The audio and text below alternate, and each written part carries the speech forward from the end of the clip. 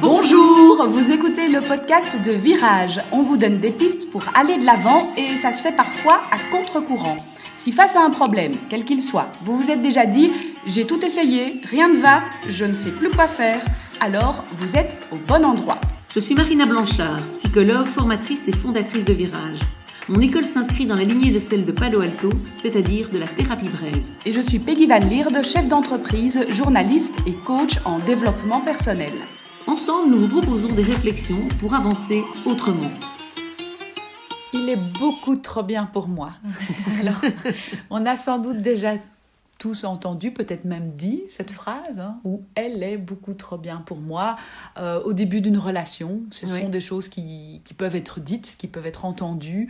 Et aujourd'hui, on va se pencher sur cette relation amoureuse qui est remplie d'incertitudes, où on finit par se dire en fait, je ne mérite pas mon amoureux, je ne mérite pas mon amoureuse, il est vraiment trop bien pour moi. Il faut absolument, quelque part, que j'use de plein de stratagèmes pour montrer le meilleur de moi-même, parce que si je montre ma véritable personnalité, ma véritable identité, c'est sûr, il va me quitter, quoi. Je suis pas à la hauteur, quoi, quelque part. C'est ça. Ouais. Et donc, c'est se dire... En fait, c'est un peu l'amour au début. Je le trouve tellement dingue. Et peut-être, à la limite, il pense la même chose, lui, d'ailleurs, ou elle. Que l'autre pense peut-être même la même chose. Et que tous les deux... Enfin, voilà. En tout cas, le fait de se dire, je suis tellement dingue de lui, il est tellement fantastique, etc. Je risque de le perdre. Il faut que je fasse tout pour lui plaire et pour lui complaire, quelque part. Et donc, je suis constamment alors en train de m'adapter à ce que je crois, parce que c'est même pas sûr, être ses envies, ses désirs, ses attentes à lui, pour essayer d'être à la hauteur. Ouais. S'adapter en permanence pour faire plaisir, mais surtout pour être cette personne qu'on croit que l'autre veut qu'on soit. C'est ça. J'ai l'impression qu'il a envie que je sois sportive, parce que pour lui c'est important, et donc je me rends sportive. J'ai l'impression que pour elle, c'est important que je cuisine, donc je me mets à la cuisine, alors qu'en fait je déteste cuisiner. J'ai l'impression que sa couleur préférée c'est le bleu, je m'habille tout le temps en bleu. Oui, c'est ça. oui.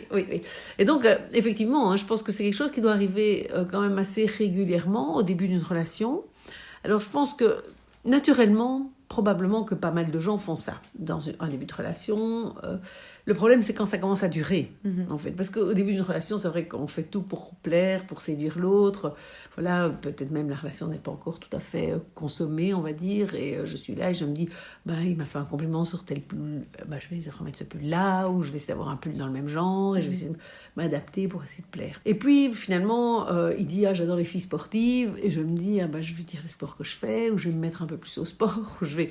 Et donc, on peut commencer à se couler un peu, j'ai l'impression que c'est un peu ça, dans un moule qu'on croit qu'est ce que l'autre attend, mais qui à un moment devient inconfortable. Et le problème, c'est quand ça commence à durer, ou quand on commence à surjouer et finalement à ne plus du tout montrer qui on est véritablement. Plus de soi-même, oui. Parce que là, non seulement on n'est plus soi-même, et donc on est en train de montrer une toute autre personne, et qu'on peut peut-être jouer pendant un certain temps, mais va savoir jusqu'à quand. Oui. Et puis, jouer ce rôle est épuisant. Oui, exactement. C'est ça, c'est surtout ça. C'est que tenir dans un rôle qui n'est pas moi, surtout si c'est d'être sportif, par exemple, c'est très fatigant. Si je dois commencer à m'obliger à...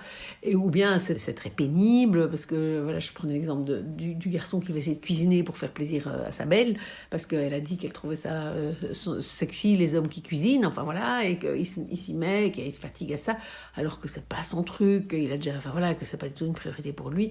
Effectivement, c'est assez usant. Et quelque part aussi, ce n'est pas parce que l'amoureuse a dit c'est sexy un homme qui cuisine qu'elle veut forcément un homme qui cuisine tous les jours. Évidemment. On s'accroche parfois à des petites phrases comme ça qu'on a entendues en disant il doit vouloir ça, elle doit vouloir ça, je vais faire ceci. Oui, c'est ça. En fait, c'est un espèce de masque ou de déguisement qu'on porte en croyant que c'est celui qui plaît à l'autre, et c'est pas forcément vrai en plus. Ça peut être complètement à côté de la plaque, mais n'empêche, c'est usant, c'est fatigant. J'imagine qu'il y a une certaine peur qui se construit d'être dévoilée, enfin qu'à un moment donné... Peur que tombe le masque. Voilà, exactement, et que tout nu, je plaise moins à l'autre que finalement avec le déguisement ou le masque. Et donc il y a une fatigue, une peur, d'autres inconvénients peut-être.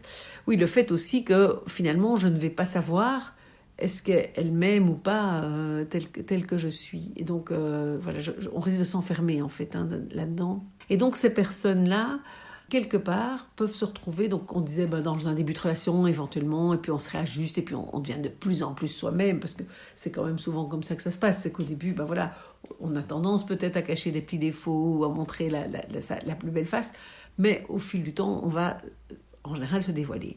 Le problème est là quand la personne ne se dévoile pas, en fait, et fait durer, et donc commence à s'épuiser, se dit d'autant plus, parce que c'est ça, en fait, de plus en plus, je me dis, en fait, c'est pas moi qu'elle aime, elle aime ou il aime mon déguisement. Voilà, mon déguisement, la personne que je joue. Donc, en fait, le jour où il va savoir, ça devient de plus en plus grave de dévoiler.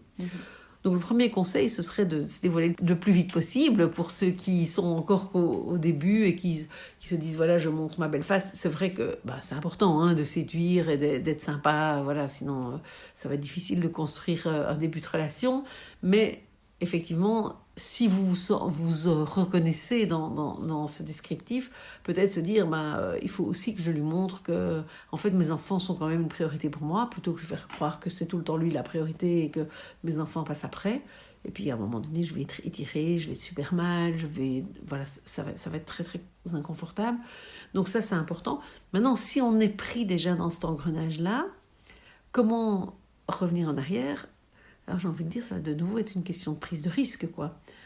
Parce que ça veut dire qu'on va devoir choisir entre devoir porter ce masque toute une vie, ce qui semble quasiment impossible dans la plupart des cas, ou bien se dévoiler et prendre le risque qu'effectivement, parce qu'il y a un vrai risque qu'effectivement l'autre ne nous aime pas dans notre vraie réalité, alors qu'il aimait le personnage qu'on jouait, qu'il aimait la fille sportive, etc. Et puis quand on dit finalement, moi, une soirée plan-plan à la maison, j'aime bien aussi, qu'ils se disent, moi j'aime mieux quand on sort, quand on fait des trucs, on fait du sport, puis on va boire un verre, et on a des activités, etc.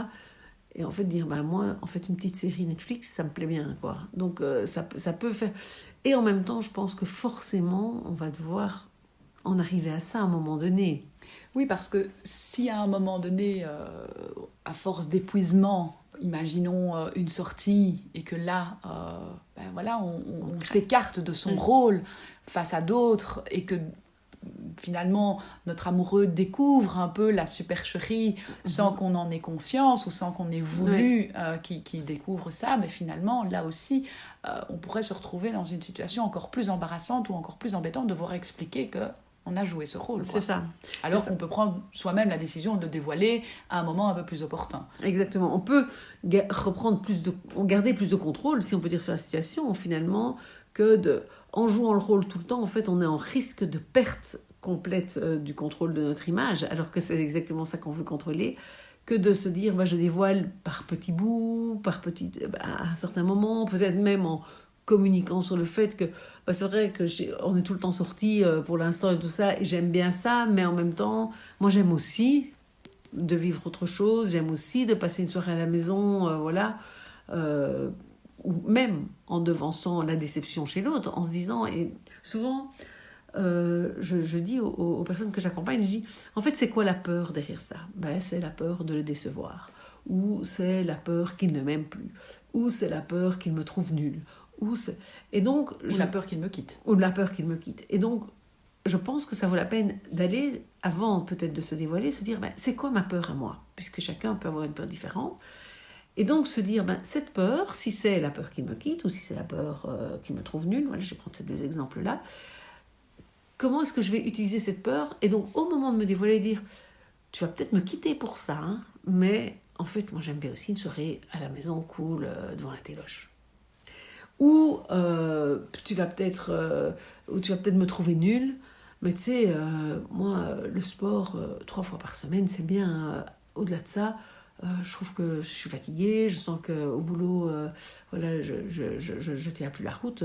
Voilà, je suis pas non plus la grande sportive que tu as peut-être cru que j'étais.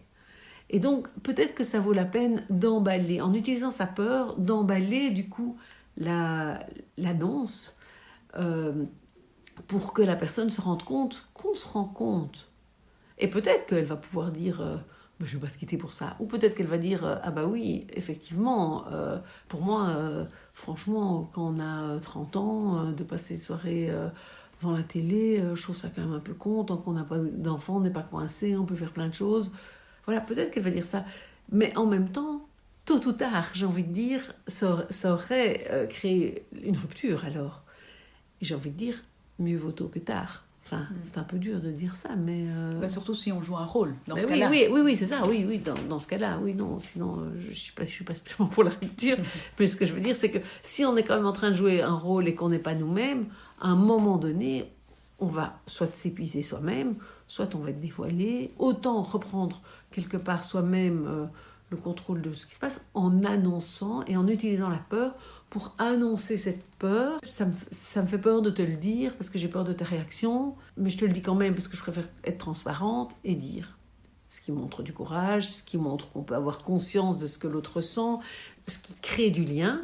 Après, c'est pas pour ça que ça va sauver le couple à tous les coups, hein. C'est pas une formule magique, c'est juste une formule moins inconfortable pour dire les choses et faire en sorte que ça passe le moins mal pour l'autre, tout en sachant que ça n'empêche pas que l'autre peut être profondément déçu et effectivement remettre le couple en question. C'est un risque.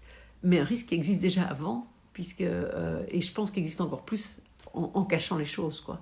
Puisque le jour où c'est découvert d'une manière qui n'est pas de notre ressort à nous, forcément, l'autre aura plus un sentiment de tromperie, j'ai envie de dire, que si on se dévoile soi-même. Donc, que retenir aujourd'hui de cet épisode ? À force de jouer ce rôle Oui. Pendant un certain temps, on finit par cacher qui on est.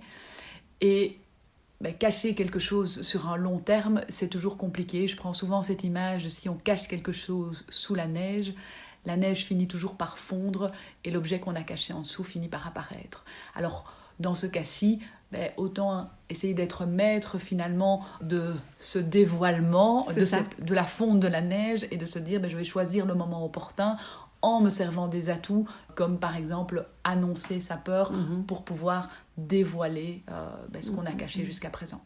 Mieux vaut enlever un peu la neige soi-même que de la laisser fondre en fait. Quelques clés dans ce nouvel épisode, mais parfois ça ne suffit pas. Et donc rien de tel que de se faire accompagner si on souffre ou si on a un problème. N'hésitez pas pour cela à prendre rendez-vous avec un coach ou un thérapeute en thérapie brève.